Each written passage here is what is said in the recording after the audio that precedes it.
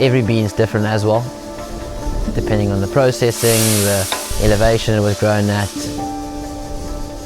You could smell it's different, it roasts differently to a washed, and one from Brazil will roast differently to something from Ethiopia.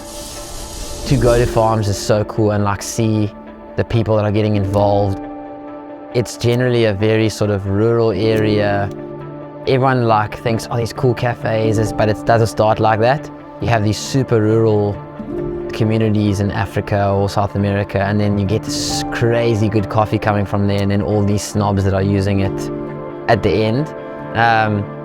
But yeah, it's really cool to kind of be that sort of vehicle for people to connect them with the producers really, and kind of get them to appreciate the amount of effort and stuff, because everyone knows coffee, it's always around, so you just kind of assume it comes as roasted coffee and it just, I don't know, it grows like that.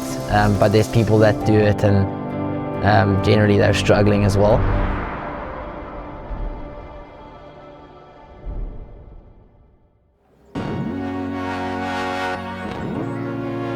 I guess with a lot of people, what they end up doing, they didn't plan to do it all. With coffee, it was kind of just like something I was interested in. Not just the coffee as in the drink, but that and like the place where it's in, so like the cafe vibe.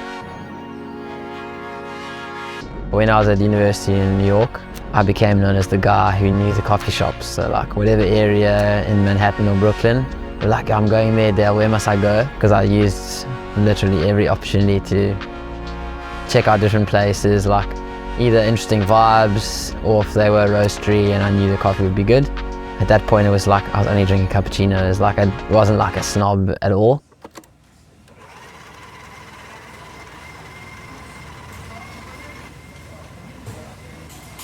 After coming back from the States and kind of coming back in COVID, I got back and all the kids stayed at my parents' place during lockdown, and my dad luckily had just put a coffee machine in at home. So I was like, well, I've done all the customer side, I might as well learn how to make. So I kind of just went for it, trial and error. I have a family of 6, so a lot of people to taste. You know, if I show you the pictures of when I started, it just looked atrocious. Plans with COVID, like everyone else, kind of went sideways, and so ended up with some time. So the cafe there, just the garage part, my dad and I and one of the guys that worked for him, we just renovated that and thought, oh, we'll just do a little pop-up coffee shop.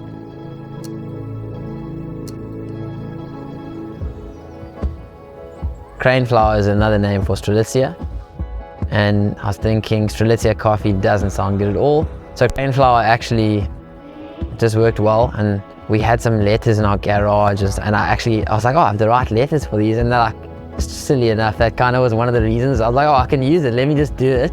And now it's still working, and so that's cool. But yeah, that's pretty much how we got it.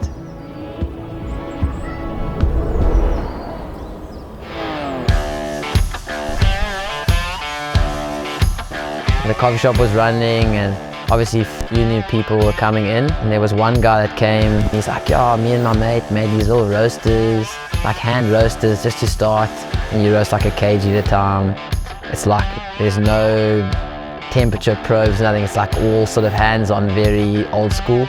And it wasn't too expensive. I was like, well, I have to just do this for interest. You hook it up to a gas thing, and then you switch the gas on, you can change it a little bit, and you change the speed, you spin the thing. It has to be in like a kind of open room, because otherwise you like smoke yourself out. You learn more about the roasting, having to learn everything by hand, and like smelling and listening and kind of feeling it out, rather than having this probe tell you this and that. So when I actually switched to the big roaster, then I think I butchered one roast, and I thought I was going to go through a whole bag, so it was actually quite cool. And then when a few more people asked to get coffee, I ended up roasting like 4 hours in a day, smoking everything out, and it was like ridiculous. Luckily, from working in the States for a while, I could have the capital to get the roaster. I got it about a year ago, so May 22. And yeah, we've been using that since. I think I used the mini roaster maybe half a year ago.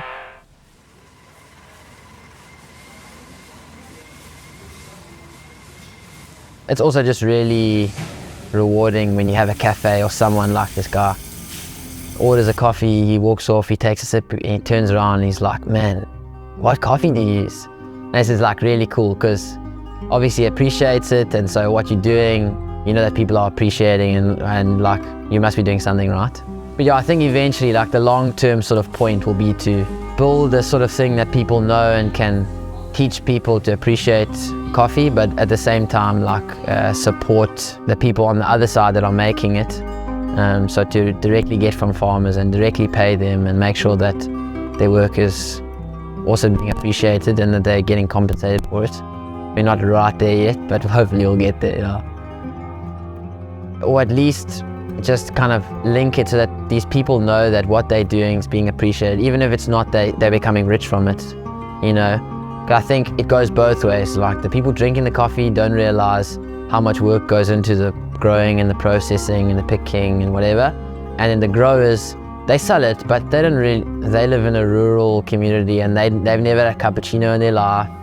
For them to realize how obsessed people are with their stuff, you know, it's really cool for them, I'm sure. It's like fulfilling in a way.